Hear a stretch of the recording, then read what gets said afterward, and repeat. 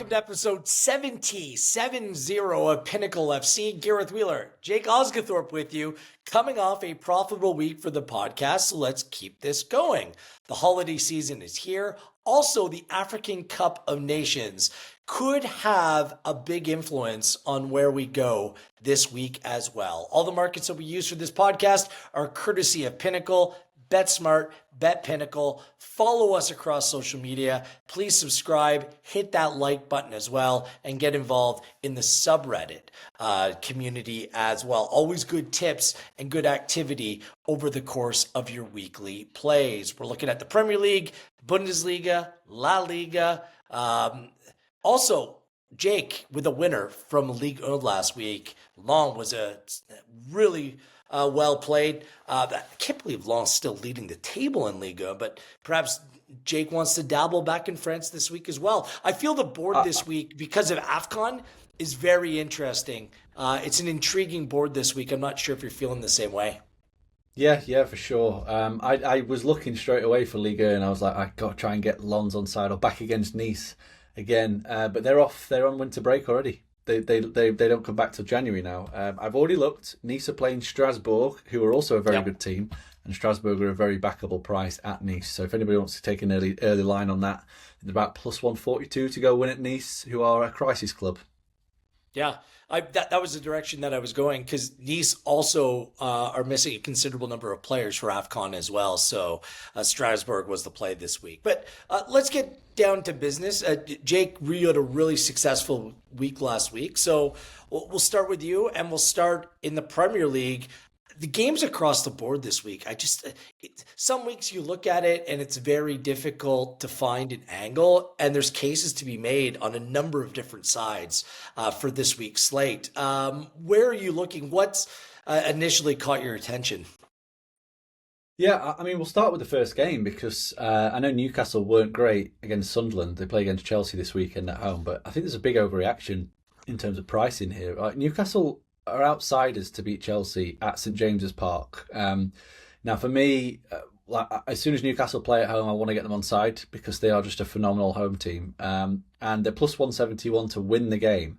And then I think there's a couple of tangible, intangible factors that swing in their favour here. So they were poor against Sunderland, but I think that'll be fuel for them here. I know they've got a Wednesday night cup game against Fulham in the Carabao Cup. The defending champs will be taking that seriously, but I think they'll be angry. I think they'll be pissed about last week and that performance, and I think that'll be fuel for the rest of the season. Really, is to not be as passive again, because they just kind of let the game pass them by, and I think that will be kind of something they try and avoid for the rest of the season. And yeah, Chelsea played on Tuesday against Cardiff in the Carabao. They rotated. They made it through.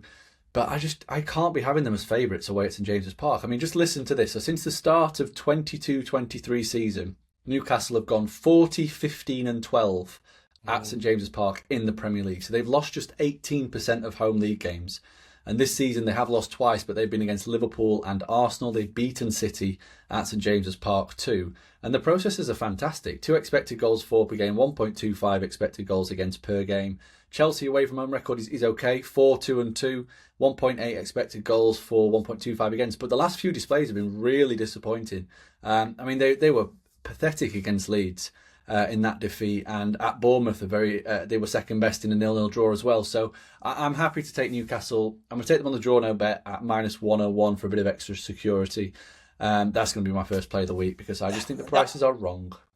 That was my feel as well. Eddie Howe's been putting out fires this week as well. I kind of wanted to see how Wednesday night works out for them before I absolutely lock that in.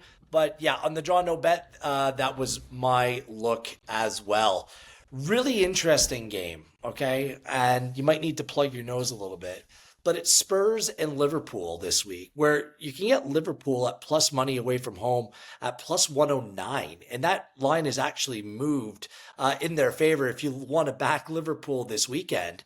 Spurs are dreadful. They're coming off a 3-0 loss at Nottingham Forest, but Liverpool are dealing with a little bit of an injury crisis. The good news is Connor Bradley comes back in, and it looks like Jeremy Frimpong is close, if not ready, to return, which will help bolster that right side. But Joe Gomez left their last game injured. Dominic Szoboszlai, really important player. His status very much up in the air. Mo Salah, who somehow came onto the field before now leaving to go to AFCON after all the drama of last week. He's gone away as well. It's just, I have a hard time backing Spurs against anyone. I understand the context isn't great for Liverpool, but at plus 109, I mean, that number, despite the injuries and the issues that Arne Slot and company are dealing with, I mean, that number is just being dangled out. Like, that is a big carrot that's being dangled in front of you, Jake. Are you biting? No, I'm not. I think if Liverpool were even just a tad more consistent, in terms of not just the results but the performances, then I would be all over that plus 109. But even last week against Brighton, they conceded nearly 2 expected goals. They were fortunate to keep a clean sheet, so that even with a full strength team or fewer injuries and absentees, they were still very vulnerable defensively. And I think this is the perfect game for Tottenham. This is exactly the kind of game that Thomas Frank. Is there such a thing? A perfect game for Spurs. I'm not saying they're going to win, but I think that the recent home games against teams that play a little bit deeper and frustrate, that have ended in defeat, I think this kind of game that Liverpool are going to go out and attack Spurs, I think it suits their counter-attacking. And they've not been able to do it too often in front of their own fans this season, Spurs. I'm not saying they're going to win, but I think that they can contribute to a high-scoring game. I'm looking at the total at 2.75, and I'm going to make a play on the over, minus 115. I think this could be quite an entertaining game. Spurs have shown that defensively, they're all over the place. If they're not conceding big chances, they're basically giving you big chances. But like I said, Liverpool defensively is still not fixed. Defensive absentees, as you've mentioned, conceding a lot of chances, especially away from home. And it's not going to be 6-3 like this fixture last season, but I could see it being a 2-1, 3-1, something like that. And if you look over the course of the season, Tottenham's games are averaging 2.9 goals, Liverpool's 3.1, which is kind of in line with this line. I just thought the total looked a little bit low, if I'm being honest, and because I can see this being a Liverpool dominating territory, dominating possession, and Spurs trying to pick them off on the counter-attack and probably having quite a bit of success like we've seen teams do recently. I think Sunderland scored that great counter-attacking goal at Anfield. Even back to the very start of the season with Bournemouth and Semenyo and that transition, I think Spurs will be looking to do similar things to Liverpool, and I think they'll be able to do it. We'll see about that. I mean, that might just be a blind bet for me on Liverpool. The Spurs team cannot be trusted, and Liverpool have come away with back-to-back really positive results. So time may be the cure for all when it comes to Liverpool. Still some very good players, and I think that they've shown some signs of life. Let's go to the other line this week that just jumps off the page. Aston Villa, one of the hottest teams in the Premier League, you can back them at home to win outright at plus 118 as they take on Manchester United, who are coming off that thrilling, disastrous, I don't know how you want to explain it, 4-4 draw at home against Bournemouth on Monday. Manchester United are without Brian Mbomo, Amad Diallo, and Nus Mizraoui, who are all away at AFCON. And Villa just seem to be continuing to push in the right direction. They do have some injury questions. Emi Martinez, Pau Torres, and some others, touch and go. Tyrone Mings is out. But what's interesting about this is, you got to back Villa, right?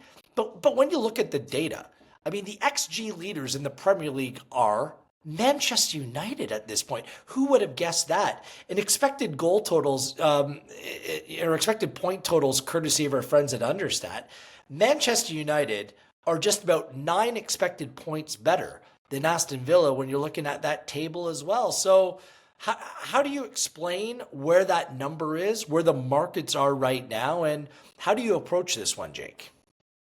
Yeah, I think you go straight up Villa win, to be honest. Not because of anything other than I do think defensively United are all over the place. They show that again on Monday. That's not going to change anytime soon.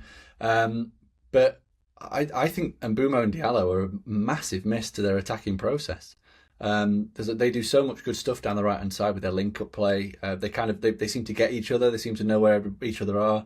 They have a really nice combination. I think they're going to miss that really, really badly.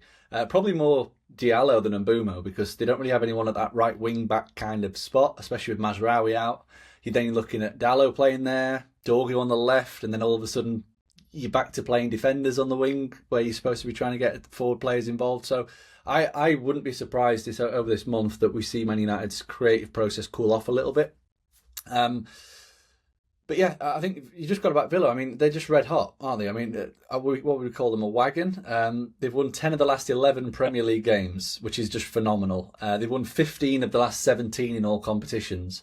And yeah, they've just got this knack of winning. It's kind of unquantifiable, and I kind of said last week when they played against West Ham that I feel as though they're at a point where they're kind of just throwing the spreadsheets out the window, and they're just like, you listen to coaches nowadays or ex-pros that have been in and around the dressing room, and they say that the stats people are telling them not to shoot from distance because it's a low probability chance, and you're better off recycling the ball, getting it out wide, getting it to the byline. And it seems as though Unai Emery's just gone, forget that. You get in shooting position, you shoot, because the goalkeepers are probably not expecting it because they're used to teams playing it side to side and whatnot. And we're seeing them scoring loads of goals from distance, which is almost it might prove unsustainable in the long term, but it's the main reason why they're punching above their weight in terms of the underlying data. And I just wonder if it might be a sustainable edge. That they're zigging while everyone's zagging. Everyone's going down this create a big chance route, and Villa actually go, no, let's do the opposite. Let's just pull the trigger from distance and try our luck, because it's pot luck. Yeah, we're running a bit hot at the minute. It might cool off, but it might not. So yeah, I think Villa are going to be here to stay. It's a big game for them as well, because Arsenal have got a tough away game at Everton. City should beat West Ham, but if they can get another couple of wins and just hang around, you just never know. Especially because they were in the Europa League. They've got a little bit of an easier Thursday, Sunday schedule to what City and Arsenal have in terms of Champions League weekend. I'm not saying they're going to win the title; that would be extreme. But yeah, they're doing a lot of good things, and they've got some really talented attacking players that should cause United all sorts of issues. And I think the main thing for me is just United. They're just terrible at defending. Full stop. And they've only lost twice away from home this season, which is pretty good going, but. 14 expected goals in 8 matches is the 5th worst in the division, and Villa should create plenty. It's the midfield. I mean, it's so plain to see.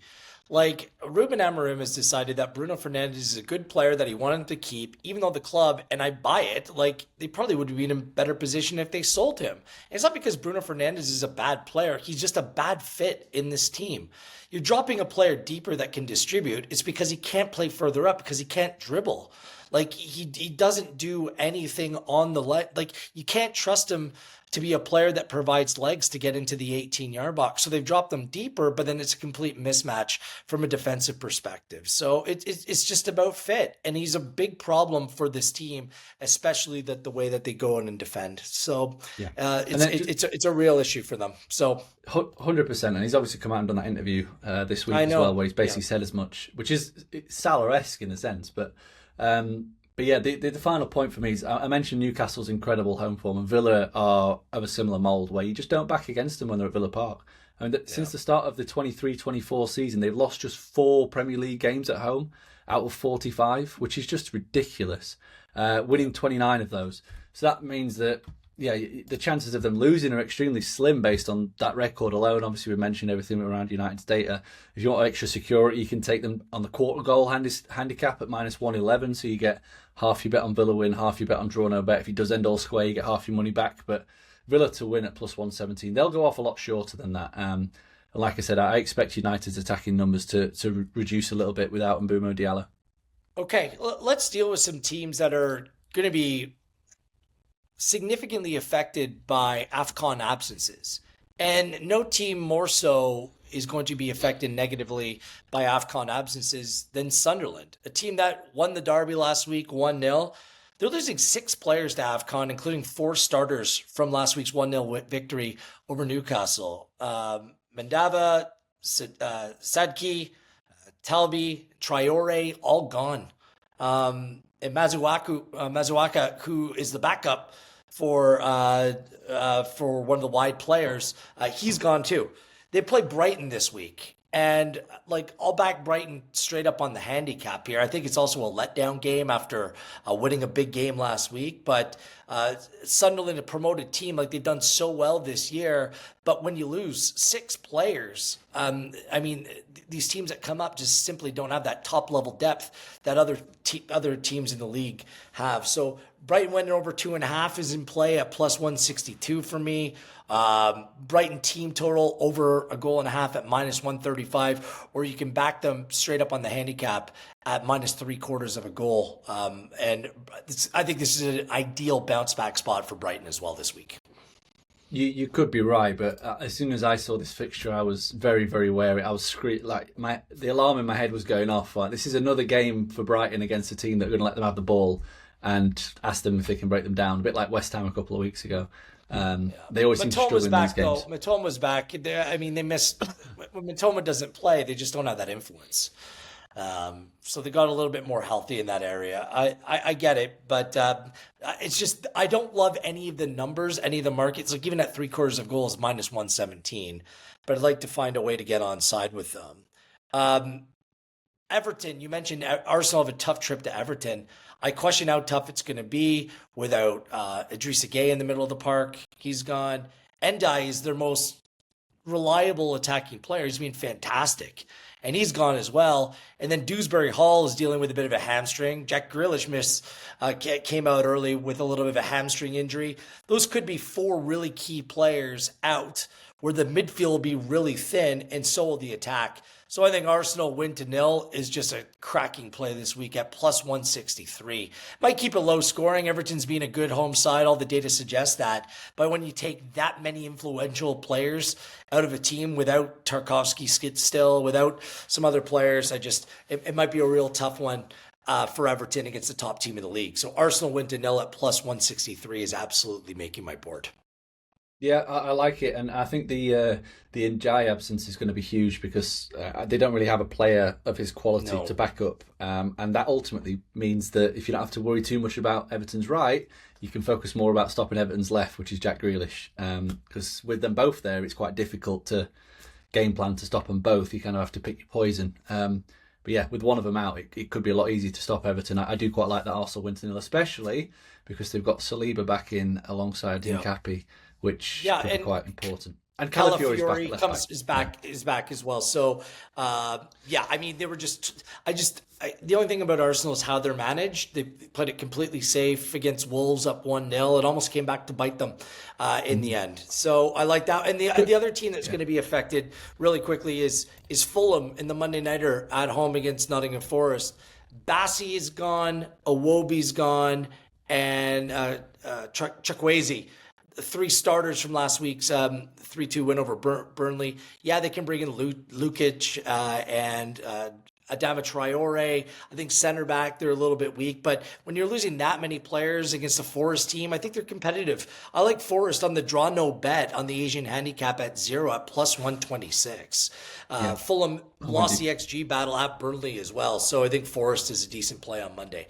Those are 3 teams, Everton, Fulham, Sunderland. I need to see what AFCON is going to do. And Manchester United, in fairness. I think those 4 teams will be affected more than any other by the AFCON absences. Yeah. No, I like Forest pick. I was leaning that way myself as well because I just think Forest are a really good team. I mean, they built a really good squad. And they've got a bit of everything. Yeah. They've got a bit of everything. It's the best squad of players he's going to have coached in the Premier League. So now we can actually see what his ceiling is as a manager. But yeah, I like that Forest pick. The kind of, it's not exactly along the AFCON lines, but it's more to do with the crazy schedule. I think we have to take on Crystal Palace as they head to Ellen Road. Palace they're playing Thursday, so they've got the last Conference League game this Thursday in that league phase. Then they play on Saturday. You very rarely get a Thursday-Saturday game. Thursday-Saturday in English football. They're playing Thursday, Saturday and Tuesday. They have a Carabao Cup quarter-final next Tuesday. So they've got a ridiculous schedule. And I think they're going to prioritise the cup competitions. Like, they have the taste for it. Winning the silverware, you get the taste for it. And when you're a middling Premier League club, any opportunity you have to win a cup competition, you have to try your hardest. Like, they are in a position where they can compete for these cup competitions every single season and know that they're not going to get relegated. So I think this is going to be a game where they rotate. and have a real go at Arsenal next week in the Carabao Cup. And then obviously on the back of it, Leeds have just been really, really good at home. I know that the results haven't exactly stood up 3-3-2, but excuse me, they should have more wins under the belt. The process has been fantastic. 1.8 expected goals, less than 1 expected goal per game, 4th on home expected points, which is even more remarkable when you look at the schedule they've faced. I mean, they've already played 5 of last season's top 9 at Ellen Road, and they're putting up really good underlying numbers. So I think Leeds to win at plus 168. Draw no bet if people want a bit of extra security at minus 109. That's my play. It's making my board, by the way, backing Leeds at home. Me too. For all those reasons, the schedule was one. It was surprising when I was digging into that, but I still rate Palace. All the talk now about Glasner's future, I don't think that'll really have a factor. We'll see over time. It's more about, and I said this in a previous week, it's about the buildup of games. The fixture list has been a nightmare for a squad that's limited. And Ismail Yassar has gone on to AFCON as well. Just worth the mention. One of their top most reliable attacking threats as well. I think just a quick mention. Sorry, go ahead. I was just going to say quickly, I think I would take this price now because I think if Palace play on Thursday, don't finish in the top 8 in the Conference League, I think they'll be really dejected because that means an extra 2 games on the schedule the other side of Christmas. So I think take this number now. One. Just think, it's an important game for them. They should win. They should finish in the top 8, but I think that the price is only going to go one way. Also, finally, just Wolves at home. I mean, they have injuries, they have absences for AFCON as well, and Brentford's there.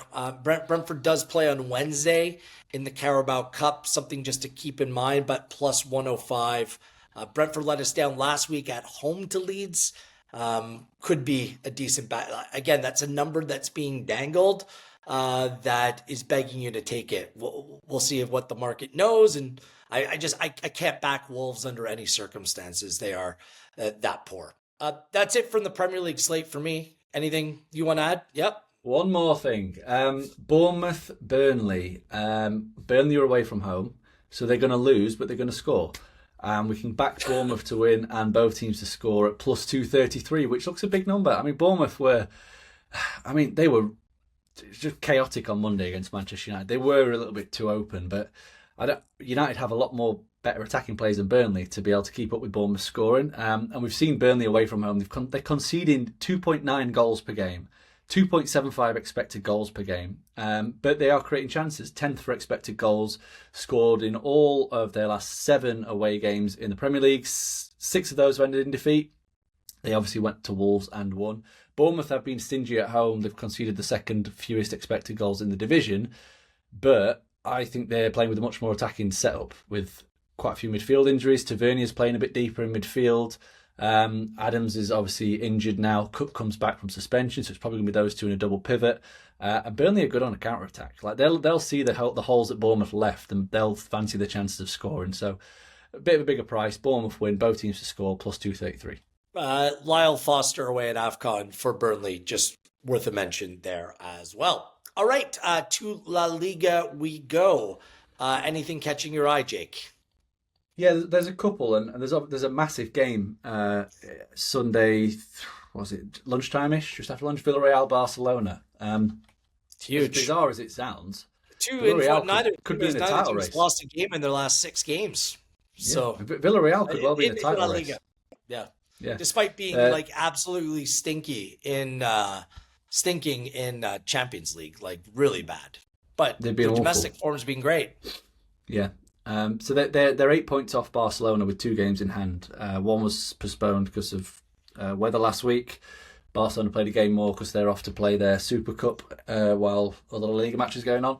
But I'm happy to back Barcelona. I know it kind of goes against stuff that I've been saying in recent weeks around defensively. They've been shocking away from home, and that's still the case. But Barcelona's attack is now back to full strength, and it's frightening. You've got Rashford started last week on the left, Rafinha in the 10, Yamal on the right.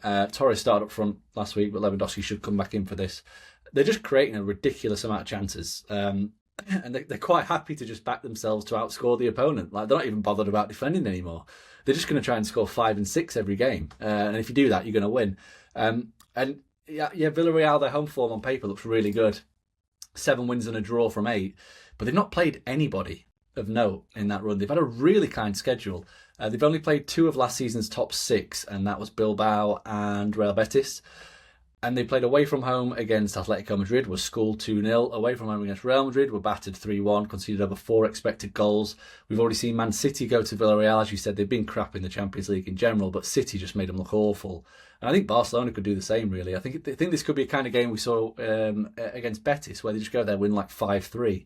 And you're like, well, that was fun, but we kind of got the result we expected. So Barca win, both teams to score, plus 174. A little bit of a rhyming. Okay. Anything else, or is that your only play in La Liga? Yeah, a small play on a goal line in La Liga, which I don't usually do. Sociedad travel to Levante, and the goal line's set 2.5. I think we have to take the over, because Levante, bottom team in the league, but they actually pack a bit of a punch in attack. 10th best team on expected goals this season. They're averaging 1.5 expected goals for per game, but defensively they're all over the place. 2 expected goals against per game. So there's just so many chances at either end whenever they play. 5 of the 6 home games have gone over 2.5 goals this season, at an average of 3.7 goals per game, which is unheard of for the Liga, really. Unless you're Barcelona or Real Madrid. Excuse me. And Sociedad, they're 4th in the league this season for the over 2.5 goal strike rate. So 9 of 16 of their La Liga games have gone over 2.5 goals, and their away matches are averaging 2.8 expected goals. So I think this could be quite an entertaining affair. I'm more than happy to take a goal line at 2.5. It's not quite as low as some of the other ones on the board, but I'm more than happy to take a swing. The only problem is Levante's top goal scorer, Ete Young, is at AFCON. And that's why one of the many reasons that I'm going to back Sociedad to win this game outright at plus 121. Sociedad had a really good run of form. The last couple of weeks they've struggled, but Mikel Oyarzabal has been out through injury. Looks like he could be slated to come back this week. He's such a good player, such an important player. So a big absence for Levante, who have just over 3 expected points at home. They're the worst team at home in all of La Liga. And Sociedad's about mid-table. They're a competitive side away from home. And plus 121 is just too good of a number to back the away side here against the absolute worst team in La Liga. Just a couple quick mentions. Real Oviedo at home to Celta Vigo. Celta Vigo is a decent team, and over their last 8 games are 5-1-2. Oviedo haven't won a game over that stretch. You can back Celta Vigo at home or away at plus 106. I wouldn't talk anyone off of that. And Real Madrid, their defensive crisis is slowly coming to an end. Danny Huijsen came off the bench last week. Looks like Rudiger could also be involved this weekend. They're taking on Sevilla, again, without 2 of their most, effective attacking players in Adams and Ayuke, both away at AFCON. You can back Real Madrid to win to 0 at plus 115. The spread for that game is set at 2 as being played at the Bernabeu. So those are the matches that caught my eye this weekend in La Liga. To Italy, we both were winners last week by backing Verona away to Fiorentina, who lost at home again. It was a late winner, but we'll take it. Fiorentina, again, a significant favorite at home, this time against Udinese. Do we go back down that well and back the away side against Fiorentina, who just look like they are... I'm just not sure how they're going to dig out of this hole. Yeah, no, it's crazy, really. We actually had a comment from Stephen at Steve from Lin One, who basically said he watched the end of the Fiorentina game and it looked like a funeral after the match, is what he said. Like, the players were just so downbeat, and he's hoping there's more opportunities to fade. And this looks like a good opportunity because Udinese is just a mid-table team, and Fiorentina are performing like the worst team in the league. So the fact that we're getting such a big price on not even just an away win. You can get a quarter of a goal at even money. Like, It's like I'm trying to fit all these plays into my board this week, and I'm like, that one, it's too good to pass up. Like, I don't understand. I don't understand. Just to put a bit more context in, Fiorentina play away in Switzerland on Thursday as well. Yes. They've got a big Conference League game. So, they're going to have even more minutes on the legs. And they're in a position where they kind of have to win that game in Switzerland as well if they're to finish in the top 8. So, yeah, I like just keep fading Fiorentina. It's all gone wrong there, and it continues. The other line this week, it just... Juventus are a significant favorite at home against Roma. what's happened with Juventus that would warrant them getting the type of respect from the market that they are? I know that Ndika is gone to AFCON for Roma. I'm trying to figure this out, but Roma's way out. You can back them at plus 305 to win this. You get half a goal, so a draw or a win at minus 122. Doesn't it Yeah, seem strange to you? I just it does. It does. And I think it's to do with the fact that Roma are such a low margin team that they kind of the results that they're picking up are going to be unsustainable over the season is maybe what the market is thinking. But what the results have been sustainable in terms of they've been really, really boring in terms of goals. So I think the goal line is low. It's two and a quarter. I think we should take it on. I think we should go even lower. yeah. I think we should go under 1.5 goals, plus 191. And you might laugh, but do you know how many of Roma's games this season in the league have gone 1-0. under 1.5? It seems like every week it's 1-0. I don't have it in front of me, but just for context, I mean, yeah, 10 out of you're 15. right. 10 out of 15 have gone under That's an a goal incredible line. strike. Wow. And then listen to this. So the games, you're right, they love a 1-0. The best teams in Italy they've played: Bologna 1-0, Lazio 1-0, Inter 1-0, Milan 1-0, Napoli 1-0, Como 1-0. That just leaves Juventus. So let's play 1-0. Either way, let's give that a go. Under 1.5 goals at plus 191 is going to be a small bet from me because I just think we have to keep back. Like Gasperini has just flipped on his head. He's left Bergamo and just completely lost his attacking verve. I think we just keep back in this unders train because clearly he doesn't think the Roma attack is good enough to outscore teams at the moment. So he's concentrating on keeping them out. Like you said, Juventus have shown very little to think that they should be such strong favourites here. Good tip. I might follow you on that because again, a minus 122 both ways under or Roma. Like those are the sides I want to be on, but that's a way to get a little bit more juice out of this one. Good tip, Jake. I like that. That's all for me in Serie A. Bundesliga, I got to go back to Bayern Munich. I know that things have been. Go ahead. We can't slide past the biggest game of the week, the best bet of the week. Okay. What It's Genoa? Genoa versus Atalanta. Yeah. And I obviously tipped them last week over Yeah. 2.5 goals against Inter. Cruised in, no problem. I think it was in after an hour. And this week we're getting an even lower line at 2.25 against Atalanta. Now, Atalanta, since the new manager has come in, they've gone 3-1, 3-0, 2-0, 4-0, 3-1, 2-1, 2-1. They've averaged 3.3 goals per game. They played Genoa in the Cup 2 weeks ago, beat them 4-0. And Genoa, over 2.5 goals landed in all 7 of their games since they changed manager. So I can't understand why we're getting such a low goal line here. I mentioned it a few weeks ago when Atalanta changed the manager that the guy they brought in is a lot more attack-minded than Juric Palladino. Like they're going to slowly get back to the Atalanta we know and love, and that's proved to be the case. And yeah, I'm staggered that we're getting 2.25 here. I think this is going to be a really entertaining game. I'm even going to push the line up a little bit, a quarter of a goal, and just take the over 2.5 at a bigger price at plus 119, and just The only difference to me is that I'm going to get a full payout if there's 3 goals as opposed to half. And this is definitely making my board. It's my favourite bet of the week. Okay. Sorry to try to overlook it. I was looking at that can't line wait to get as to well. the Bundesliga. No, I just love my Bundesliga. Lookman gone. Kusunu gone for Atalanta. I'll let you make that play. I'm going to swerve this one. We'll see what it looks like. Atalanta away. I'm going to completely swerve this one. Can I go to the Bundesliga now? What do you think? Because I've been saving this on Bayern Munich. Like the Wheeler special hasn't come in. Bayern Munich continue to concede, especially vulnerable on set pieces. But I'll say this. Vincent Kompany's been messing about a little bit, just like rotating his center backs. Like every week there's a new player. Ito came back into the group, played with Kim last week as well. I mean, that doesn't include Upamecano or Ta, who are probably his preferred center back pairing. So it was a secondary pairing at home. Now they go to Heidenheim, who are second from bottom of the table this week.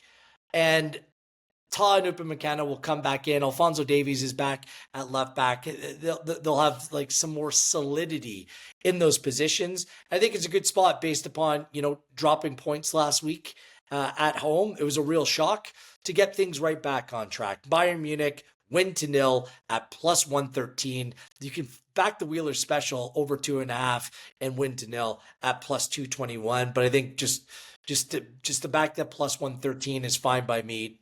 Take another variable out of the equation. But I would Company's a former center back in his own right. Come on. It needs to be better from a defensive perspective. And I think that this is the week where they get it back on track against Heidenheim. So just had to get that off my chest, Jake. But there was an explanation. They've been chopping and changing far too much at the back. I think that Company will realize that needs to be figured out for this team to take the next step forward.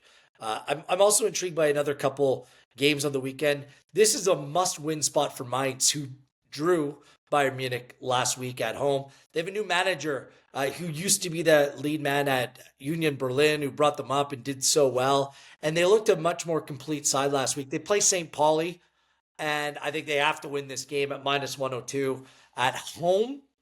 And a must-win game for a team that's mired at the bottom of the table. I think that they're worth a nibble. Hoffenheim away this week as well on the handicap, plus half a goal at minus 115 against Stuttgart, who are missing a couple key players as well. I think that is backable and a decent enough price as well. That's all for me. What about you in the Bundesliga? Yeah, I've two in the Bundesliga. One's from that Mainz-St. Pauli game.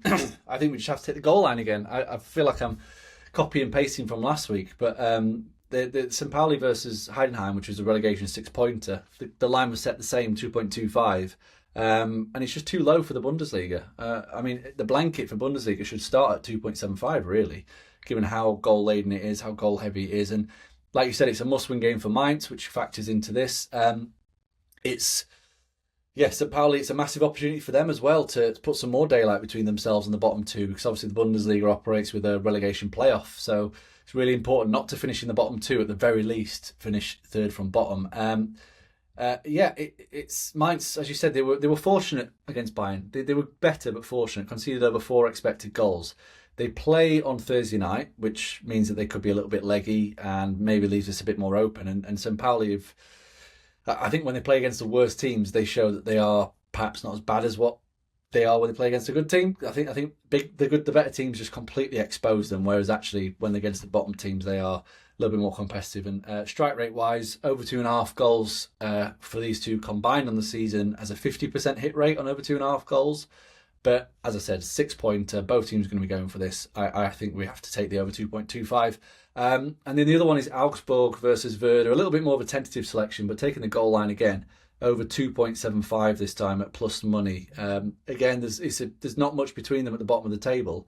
And overall this season, Werder have gone over 2.5 goals in 5 of 7, averaging 3.7 goals. So I think this bet comes more from Werder being just purely bonkers whenever they travel, and Augsburg home matches averaging 3.4 goals. I think this could be quite a good end-to-end game. And yeah, the goal line again looks a little bit low. I think it should be 3 for this one. Okay, and that's the board, or that's our look at the markets this week for episode 70. Time to go to our boards this week. 5 units to play with, up to 5 bets to make. I've had a real hard time eliminating some plays here in order to make this work. Because there's probably 7 or 8 plays I want to make. So I think that Roma play might miss my board narrowly. Forest at Fulham narrowly. I'll let you go first. How are you going to allocate those 5 units? I'm going to go 1.5 units on over 2.5 goals in Genoa versus Atalanta, plus 119. Because I think that the market hasn't quite caught up with the expectations there. I'm going to go unit on over 2.25 goals in the Mainz-St. Pauli game at minus 107. I'm going to do a unit on Barca to win and both teams to score at plus 174.